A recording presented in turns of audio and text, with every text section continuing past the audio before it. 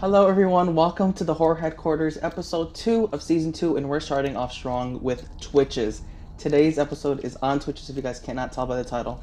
This is my favorite movie of all time. I have teased this episode, teased this film in previous episodes multiple times. I've been working so hard to make it as perfect as possible so that I can touch on so many different points that I want to on these movies. So excited to finally be talking about this episode because I love Twitches with all my heart, as you guys can tell by the necklace, by the shirt.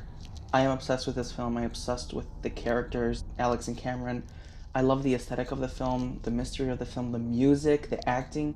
I definitely want to talk about Twitches 2 if I have the chance. If not, that will be saved for the month of November. But today is all about Twitches. Let's dive into a little bit of background on Twitches. So Twitches was released on October 14th, 2005. It features Tia and Tamara Mowry, both phenomenal actresses.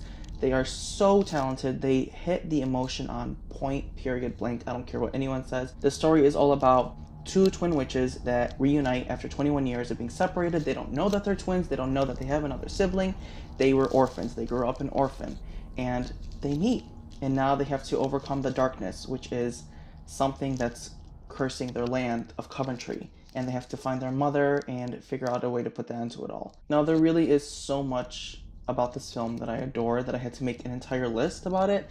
And if I talked about this entire list, it would probably take about 3 hours. So I kind of condensed it into the tiniest amount that I could, but I'm going to start with the music. The music in this film is so underrated in my opinion. It's so gorgeous, it's so beautiful. The score is just unmatched. Now, yes, I have to put on my glasses for this because I cannot see anything, but the music in this film was created by John Van Tongeren.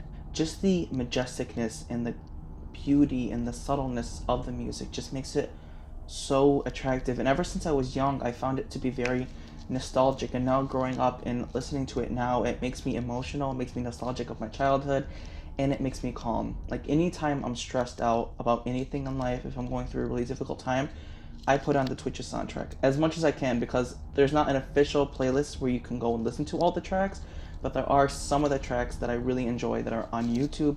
Please do not take those away, YouTube, because I love them with all my heart. 2 of them I've uploaded myself because of how obsessed I am with the film. Everyone's probably like, oh my god, you're obsessed over a soundtrack, you're obsessed over a film that's like for kids, that was created over 20 years ago, what's wrong with you?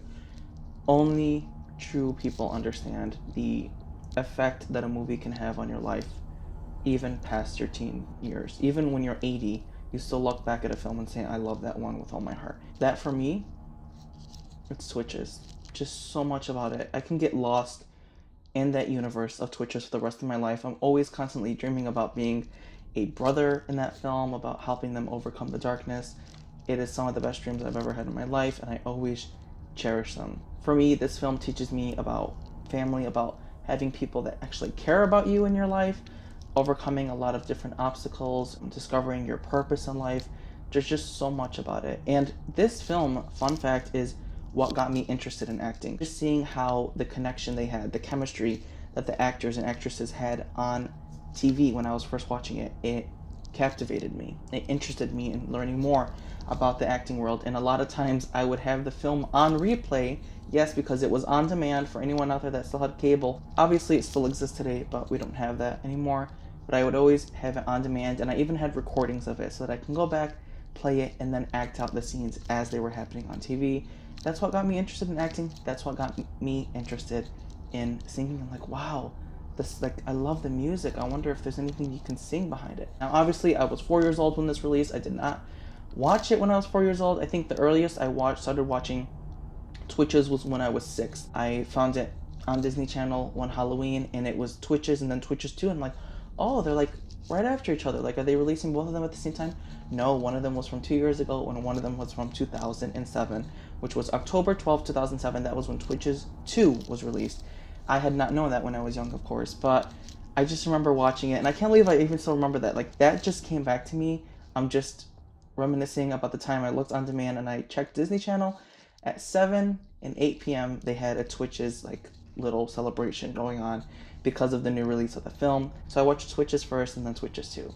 Now, I will say, as a kid, the aspect of the darkness traumatized me. I'm not just saying that in like a joking way. That stuff terrified me. It's actually one of the reasons why I'm so scared of the dark today. I have nyctophobia, which is fear of darkness, fear of just being in the dark. I remember growing up as a kid, as well as so many of you guys. You're probably like, everyone grew up with a nightlight. I was terrified to go to sleep without it. I had like two at least in the room that were super bright, and it always pissed my brother off like crazy. But I needed it because I was afraid that that darkness in that film was gonna come get me one day. Just the horrific music and the sounds coming out of the darkness, because it's actually someone that is the darkness that's doing all this. Sorry for the spoiler alert. If you haven't watched Twitches, go watch it now before you guys find out who was actually the darkness. Now, obviously, I have to say there are lots of mistakes that they made throughout this film. One being that you can easily tell when there's a stunt double on stage, or on the screen, excuse me. Theater mind is coming alive right now. When Ileana is running into the hospital, when she enters a new dimension to escape the darkness, she turns around and you can see that the baby she's holding is just a mask, and that would not pass today. Now, the artwork in this film, the artwork that Cameron creates, because she draws stuff and then Alex writes down everything. Alex is a night owl, I like to call her, and then Cameron is kind of an early bird. She's, as soon as the sun's up, she's up. When the moon's up, Alex is up. Which I definitely designate myself a lot more with Alex, because I am definitely a night owl. I can stay up well past 4 a.m. and be very productive. I am the most productive at night. Are you guys more productive in the morning or night? Please comment below on this episode if you're more productive in the morning or night. I'm very, very curious to know when you guys are more productive. I am not a morning person at all, so if you see me up in the morning, stay away, because I am very cranky. Now, there is one character in this film that we never see. Like I said, spoiler alert, Alex's mom, her adopted mother. We don't see her. We hear a lot about her, and I hope and I wish that they talk about her more if there's a sequel to Switches 2, which I will get into that later because I have some updates on that. But I really hope and wish that they talk about her a lot more. So that's definitely one aspect I hope is explored a lot more. Again, the music. If they do make a Twitches 3, they better nail it with the production, with the music, with the score, because I don't think any soundtrack will ever top Twitches. I'm sorry. It's just way too good. It's so special to me, and it still gets me through so much to this day. Like, it actually makes me emotional thinking about it, because in my darkest times, in my darkest points in my life, whether they were yesterday, whether they were in the past, whether they're going to be in the future, that Twitches soundtrack is always going to be there for me. The music is always going to be there for me, and I just connect with it. And like I said, if you don't understand, I'm sorry that you don't have a film that you connect with, or something that really brings out the nostalgia and the kid in you and just brings joy to you, because Twitches does that for me. All right, let's talk about the architecture in this film, because I think that's a very important aspect. Obviously, we see a lot more of it in Twitches too, but the architecture was actually filmed in an actual castle, which is called Casa Loma. It's in Canada. I believe it's in Toronto. I've always wanted to go there. There will be an episode on that as soon as I go.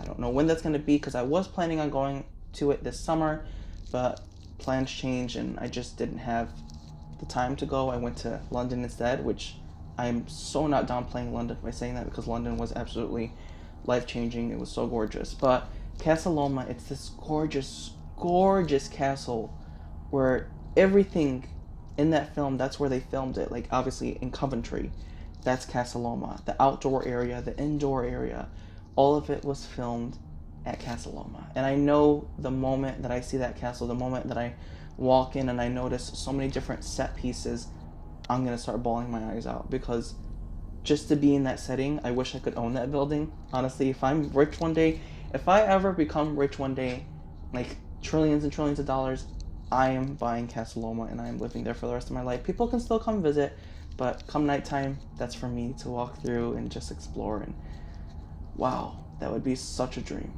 And I think that's another thing that makes this film so special and so unique, is the architecture, along with the music, along with the acting, the costumes. It all comes together so well. They really were so ahead of their time with this film, and thinking that it's from 2005, and I'm sorry, the Disney films we get today are not as good as Twitches. I'm sorry. That's the truth. I wish they made them as good as Twitches. Like, we have really horrible writing. We have a lot of potholes that end up in films. I don't like that.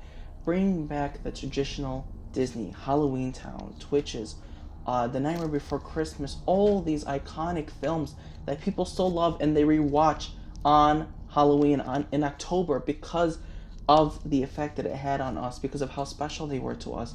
And today's generation will never understand that. Now, just a little another fun fact is that when the sisters meet in the film, when Alex and Cameron meet for the first time, it's the same way that they meet in their TV series Sister Sister. They bump into each other and they look at each other and they start screaming. Now, there's a couple more things I want to talk about before we get to Twitches 3, which is the potential sequel that we may or may not be receiving. First thing is the jewelry. The jewelry in this film, as soon as I watched it, fell in love with it. As you guys can tell, I mean, like, look how many moon necklaces I have. This is actually from someone that makes them on Etsy. I didn't even know that they had these, and this is literally the necklace from the film. It's this, but without the star. I still haven't received the one with the star yet. I'm actually planning on receiving that one soon. Look how many moon necklaces I have. Just like,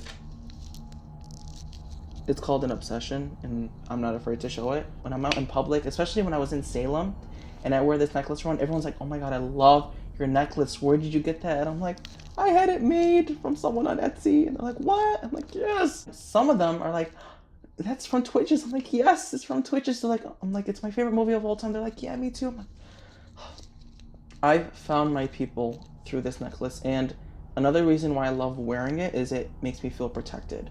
I just really resonate with the necklace a lot. I feel like it's special to me. I shouldn't even say I feel like, it is special to me, and it's gotten me through a lot. I always put it on when I want to feel a little bit protected from like bad juju, or I'm going somewhere, or I'm just in a conversation I don't like. I have this on and I feel protected from any bad energy from entering my life. So this one has definitely gotten me through a lot, and it does work. I always find a sense of calmness as soon as I place it on, or as soon as I hold it in my hand. Now, there is one more scene that I want to talk about before we kind of change the subject a little bit. This scene still puzzles me till this day. The scene where Alex and Cameron are walking in the park and they're just talking, and there's like these cow structures. I wonder if I feel like a bunch of people are going to know what I'm about to talk about if they've watched the film. There's these cow structures, and there's one scene where it cuts to them and their eyes are moving. And it's two of the eyes that are moving. I'm like, all right, who are those people? Is it Ileana and Karsh? Is it Thantos? Is it Miranda? Is it their father? Is it something else? I don't know what it is. Are they just alive, really, and they just brought them to life by walking past them? We will never know what they were. I mean, unless I talk to the people that wrote the film, I'm gonna ask them, like, why were the cow's eyes moving? Who are they? Because they're statues. Is it Thantos? Is it Ileana and Karsh watching over them? No idea. And I think that's one mystery that I really enjoy, but it still aggravates me. The ending scene, the magical, magical, magical scene where Alex and Cameron come together to save their mom from Uncle Thantos, who is the darkness. And they do this spell, and then Cameron's like, my mom, the opposite of darkness isn't light, it's love. And special fact, that was my senior quote when I graduated in 2024. It was, the opposite of darkness isn't light, it's love. And that's something I still live by, you guys. Opposite of darkness, it's not light, it's love. Have love for people, be kind, be respectful. That scene is so powerful, and it makes me so emotional because the acting, I keep coming back to the acting, it is so freaking good. If you guys have not watched this film yet, I'm telling you right now, you need to watch it, especially in the month of October. It is going to become your new favorite Halloween film. It is just so special. The visuals, the sounds, everything about it makes it so special and unique. And I wish I could reach through the camera and like shake all of you guys and be like, watch this film right now. I want you guys to run to your computer or run to your TV and play this film. And I hope you guys love it as much as I do, because it really does mean a lot to me. There's a twist ending to this film, which I wish they incorporated into the actual film. The twist ending is Miranda saved, and she's not wearing her necklace. And she opens up a portal for her kids to go back home, but the door won't open. And Alex and Cameron are like, it's not opening. She's like, that's not possible. Use your magic. They hold each other's hands and they say, to home. They try opening the door. It won't open. Then suddenly they realize her necklace is missing. And then she says, Thantos must have taken it. Then you see him up in the sky, flying, laughing. The darkness lives. The darkness is alive. But they didn't go with that. That's the alternate ending, and I wish they incorporated it, But that would have completely changed the trajectory of Twitches 2 as we know it, because Twitches 2 starts with the fact that Thanatos may or may not be alive. Like, it's not with the statement that he's 100% alive. Okay, Twitches 3. Is it happening? I have been wanting a Twitches 3 ever since like 2015, when I started growing up and like leaning a lot more into the film. I've been wanting it a lot more badly ever since. I mean, even these past couple years, I've been dying for one. For Disney to finally announce on their page, they put a Twitches and then they put a 3 coming 2026 something. I'm like, just give me the film. I want it. There's been multiple interviews with Tia and Tamara, not together but separately, where they expressed their interest in wanting a Twitches 3, where that Chloe and Halle, which are Chloe and Halle Bailey, if you guys have ever listened to their music, they are so talented, and they said that they would want them to play their kids. And I'm like, that is genius. That is so smart. I would pay to watch that. I would literally pay to watch that. But I only want the sequel if it's done properly. Now, fast forward to a couple days ago. Jennifer Hudson asked Tia Mowry if she would either do another Twitches movie. And Tia, she's like, I'm like, what do you know? What do you know? Are you hiding something? And then she's like, I don't know. But never say never. That to me tells me that I think something's happening behind the scenes. I hope something's happening. I hope I'm not tooting my own horn, but I feel like a Twitches 3 may or may not be in the works. If it is, I'm going to scream my lungs out. I am going to be the person in the front row seat at the theater, because they should be a theater release, because I want to watch this film in theaters to get the special effect. But like I said, if it is done, I want it to be done properly. I don't want it to be done in a childish way. I want this film to be PG-13. I don't care. I want it to be more violent. I want it to be more graphic, more intense, more mysterious, because I love the mystery behind these films. Recently, I posted about it on my story.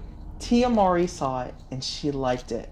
She liked my post. I went into a full-on, like, fledged panic attack, because that's the first time she's ever liked anything from my content, anything that I've ever posted about Twitches. She's always been hesitant to say anything about it, and she finally liked it. She hearted my story, and I'm like, is this confirmation? Is it coming? Are you working on something? Tell me. And I DM'd her because she accepted my DMs because she saw the thing, and I like put like this whole spiel in a message, and I said, please just tell me if there's one. I won't tell anyone. So I'm really hoping for a Twitches 3, as well as the next person. I know there's a bunch of people out there that want a Twitches 3. I am dying for one, like I said, only if it's done properly. This episode is super long. I'm probably going to be doing a part 2. I'm going to end it there, though, but I hope you guys love this episode. I love talking about Twitches. I still have my glasses on. I love talking about Twitches. I love discussing it with anyone that's interested in listening. I could talk about this movie for the rest of my life. I'm actually going to go watch it right now, because it is October 14th. It is the anniversary. It is the 19-year anniversary of this film, which is insane to even be saying. 19 years. I am old. I am very, very old. Please give me a Twitches 3 before I pass. Please, in the next 5 years, I will accept it. If it's 2028, I can deal with it. I can handle it. I can wait. Just give it to me while I'm young. Like, don't wait until I'm on my deathbed at 100 and then you're like, oh, there's a Twitches movie. Because that will be the end of my life. It will. Like, I won't live past it. If you guys have ever watched Twitches, please sound off below. I'm interested to see what you guys think about the film. If you guys are interested in watching the film, if you guys want a Twitches 3, if you guys like Twitches 1 or Twitches 2 more, I will be doing a part 2, like I said, most likely, because this episode is super long. People are going to probably be really pissed off. I'm like stuttering over my words. I'm going crazy, but I'm making this as raw as possible because of how much I enjoy this film and everything about it. Make sure to follow us on Instagram at The Horror Headquarters, on TikTok at The Horror Headquarters, Twitter at The Horror HQ, and like always, tread very lightly and pray for forgiveness. Midnight hour is approaching very, very soon. Bye, guys.